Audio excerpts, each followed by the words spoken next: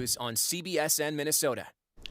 Right now, Mayor Jacob Frey and Minneapolis Police Chief Medaria Arradondo are holding a news conference to discuss Wednesday's deadly police shooting. The shooting happened around 6:15 p.m. at East 36th and Cedar Avenue in South Minneapolis, and the city just released body camera footage from one of the officers showing the shooting. We'll take you to the news conference now.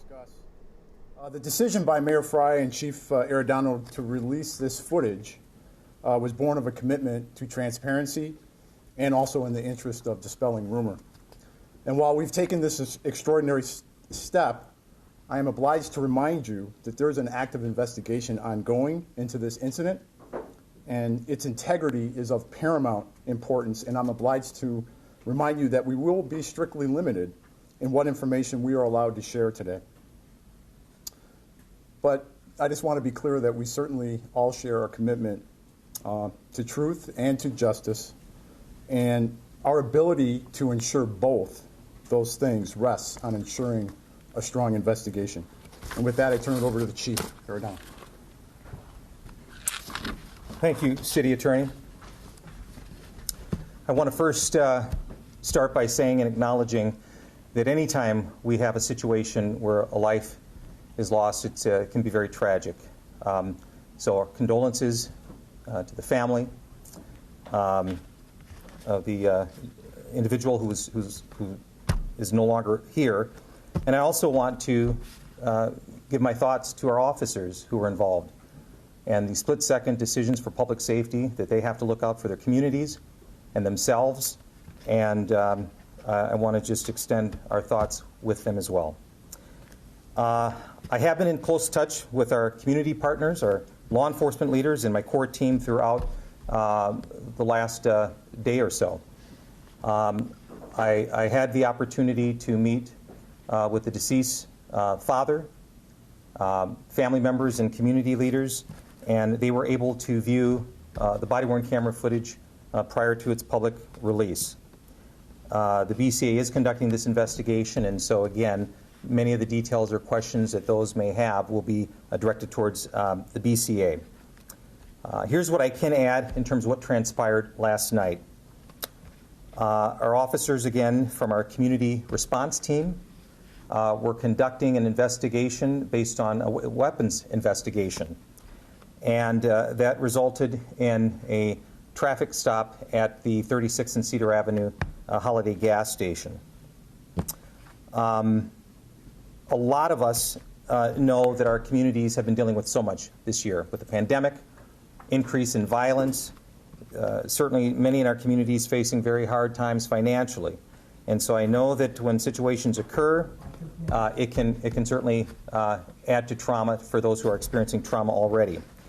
But I also want to say that we need to keep peace in our city. We need to keep safety in our city. And so while we recognize that there were groups that gathered last night in the area of 36th and Cedar, and we know that there are those that may plan to convene this evening, again, I have to stress that we need to make sure that we keep the peace in our city. Everyone needs to have that right, that First Amendment right to peacefully assemble, gather, and demonstrate and protest. But again, I urge all of those who should do that we cannot have any sort of destruction or cause any sort of criminal activity in our city. I'm very fortunate that we continue to have the strong relationship with our mutual aid partners, and they were in assistance with us last night.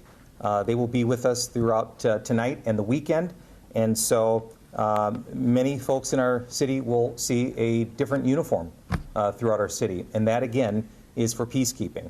And so I'm again very appreciative of our mutual aid partners, and with that I'm going to turn it over to Mayor Frey.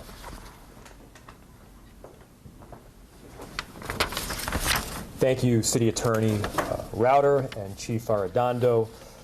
As we close out this last day of 2020, a tragic and difficult day is capping what has been a tragic and difficult year.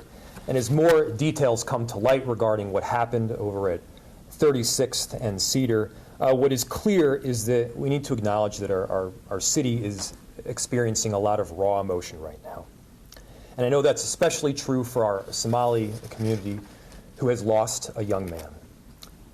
Gun violence has gripped our city and today is no exception. But the circumstances and the details of what transpired last night does not negate the tragedy of yesterday's death. A father and a mother are grieving.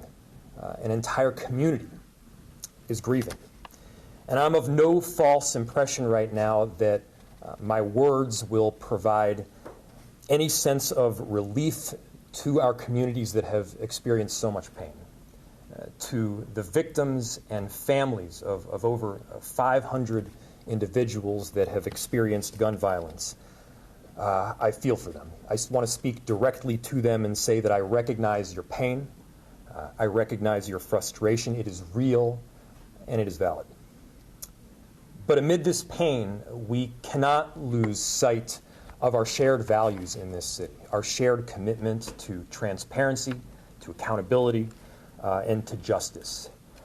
Truth and justice should not be partisan nor ideological issues. They are what we should all be striving toward and instilled in everything that we do. And so I'm hopeful that our commitment to that form of rapid transparency, and especially the commitments to get this body camera footage out within 24 hours, fills at least part of that ideal and will elevate this truth and honesty amid what is undoubtedly a tragedy. So there's no quick fix, but honesty and accountability are what will lead us forward. Thank you, and I'll open to questions. Chief Arradondo, you mentioned that it was a weapons investigation that led to the traffic stop. Can you tell us, did this man have a warrant for his arrest? Or what is a weapons investigation? To my understanding, and the question being this investigation being a weapons investigation, is that it was a probable cause weapons investigation. I don't have any more details in terms of what led up to this investigation, the depths, how far our officers were involved in this, but it was a probable cause weapons investigation. And so that means there wasn't an actual warrant, right? They suspected him, and that's why they're going after him? And as I stand here today, I don't know if there was a warrant involved with this initial incident, and so the BCA, that would be something that they would actually discover in their investigation. He was described as a felony suspect last night. What was the felony for? Can you describe the details of that felony? Yeah, the information that I have is that it was a weapons investigation, probable cause weapons investigation, so I unfortunately don't have much more details as to that. And did you all go to the family's home, or was the incident at the gas station first? Which preceded the other? I'm not sure. I'm hearing that the officers went to the family's home in Eden Prairie, and I'm wondering if that did in fact happen, and if so, was that before or after the incident at the gas station? So I'm not aware of my department members going to the decedent's home, just the incident that occurred at 36 and Cedar. Chief, are officers trained when conducting a stop like this to fire into a vehicle? From the video, it was hard to tell if there were other people inside. Are officers, what are they supposed to do in those situations? Each situation is going to obviously be very different. Different level degrees in terms of the information that the officers are seeing in a split second and have to react. Clearly, at least from my view of the video and the preliminary information that also mentioned that a witness saw the individual fire first at the officers, my officers were reacting to that deadly threat.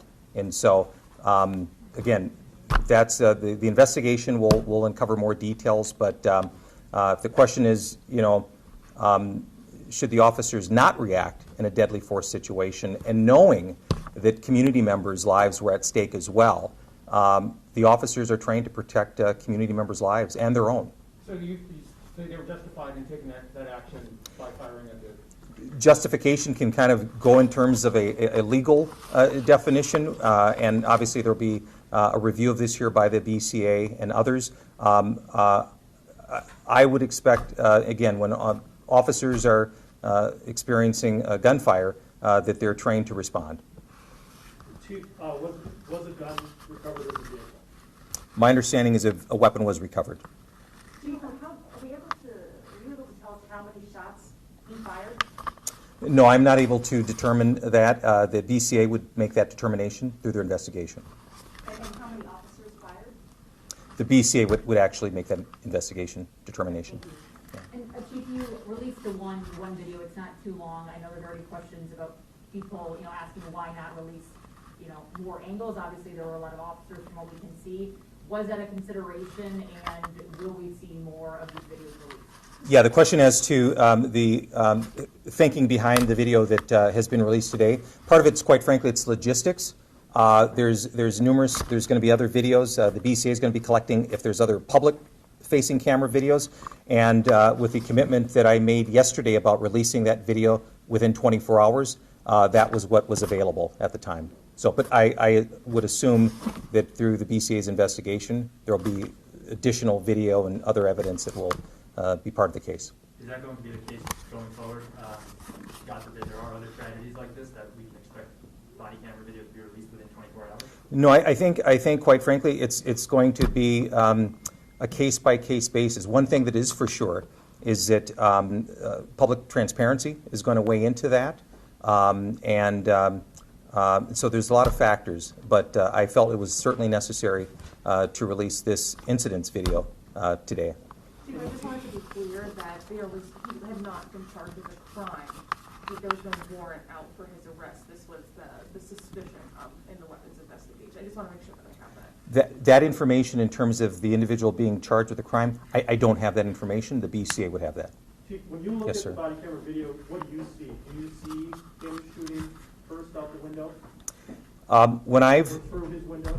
Yes, when I've viewed the video that everyone else is viewing, and certainly the real-time, the slowed-down version, it appears that the individual inside the vehicle fires his weapon at the officers first. Yes. It looks like something is spraying out. Is that what you assume is glass?